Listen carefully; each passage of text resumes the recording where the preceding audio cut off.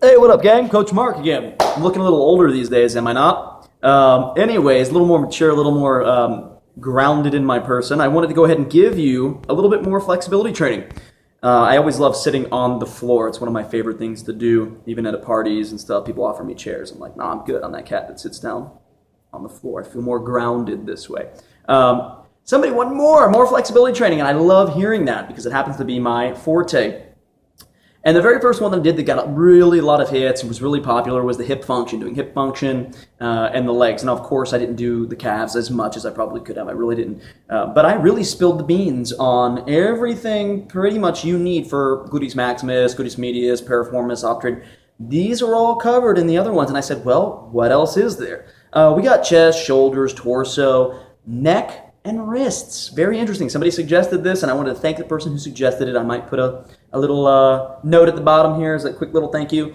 Let's talk about the wrists real quick. If you have injuries, and the reason I really didn't speak to this before is because if you do in fact have injuries, and I guess I should say this as well for hip function, it's the same. Please be very careful. Go seek a professional opinion. I'm not a doctor. I don't even pretend to be one on YouTube. Check this out. I like to start even with the fingers, and it's really interesting stretching the fingers. What do we do by that? Now, the way you can get into the phalanges, I guess, if you want to, but really talk about the dexterity here. The way I start it is I call them the splits, and you'll see some people when they're doing this, what I'm doing is I'm just doing the splits, and I'm just relaxing.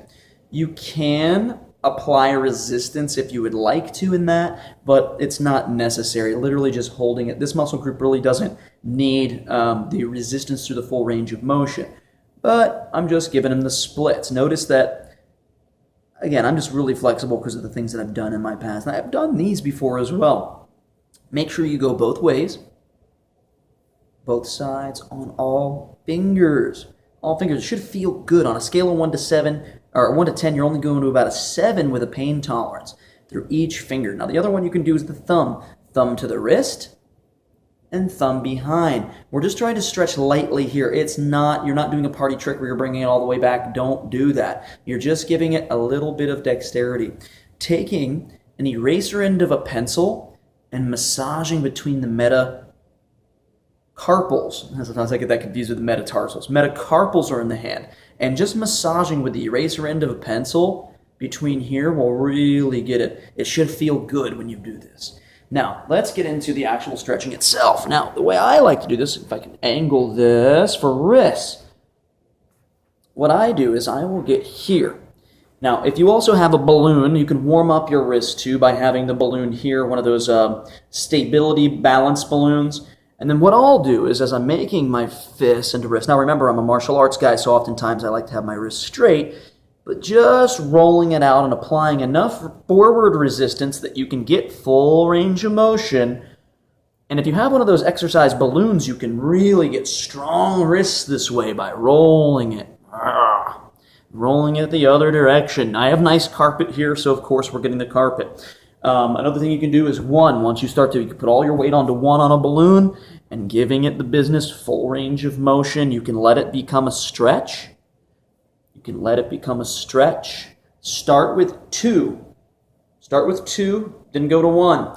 So what I mean by that is we're starting here with the fingertips back, elbows in, nice and easy. And what I'm doing, and I know you can't see it as well, but when I'm here, I'm rocking back on my heels slightly. Again, holding this for about 30 seconds to 2 minutes, depending upon what you can handle. Don't go any more than a pain tolerance between a scale of 1 to 10 at a 7. It shouldn't hurt.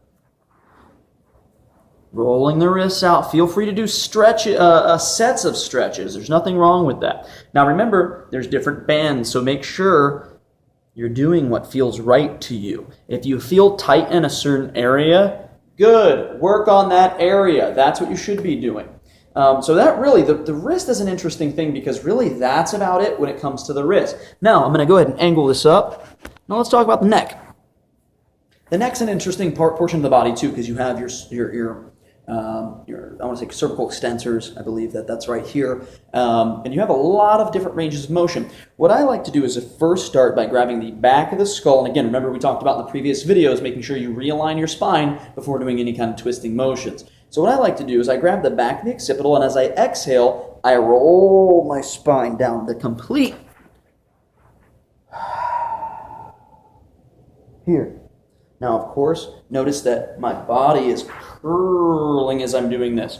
This is going to get the back of the neck.